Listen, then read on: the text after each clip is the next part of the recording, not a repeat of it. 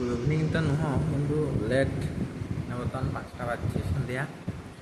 ତ ଆଜି ସକାଳେ ଉଠିଲି ଲେଟ୍ରେ, ତ ମୁଁ ଗଲିନି ରନିଂ।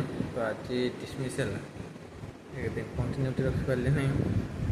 ଆଉ ଆଜି କଲେଜ ବି ମୁଁ ଗଲିନି,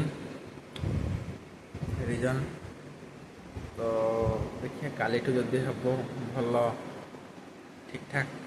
ଦେହ ଖରାପ ଥିଲା, ବାହାନା, ଠିକ୍ ଅଛି ନିଜ ନିଜକୁ। ଆଉ ଏହା ସନ୍ଧ୍ୟାବେଳେ କ'ଣ ହେଉଛି, କେତେ ଶୋଉଛି, ସେ ହିସାବରେ ଏଥର ଗୋଟେ ନୂଆ ସେଡ୍ୟୁଲ୍ ସେଟ୍ କରିବି। ଆଉ କାଲି ଆଉ ଥରେ ମାଇଣ୍ଡ ସେଟ୍ ଦେଖି କେତେ ଦିନ ହେଉଛି କେତେ ଦିନ ହେଉନାହିଁ, କ'ଣ ଖରା ହେଇଯାଉଛି, କ'ଣ କରୁଛି ମୁଁ ଦେଖୁଛି।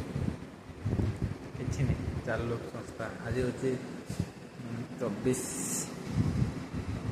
24 ଜୁନ୍। ସେଇ ହିସାବରେ କ'ଣ ହେଉଛି କ'ଣ ନାହିଁ ଦେଖିବା। ନୂଆ କେବେ ସେଟ୍ ହେଇପାରିଛି ଦେଖିବା, ଜାରି ରହିବ ସେମିତି କିଛି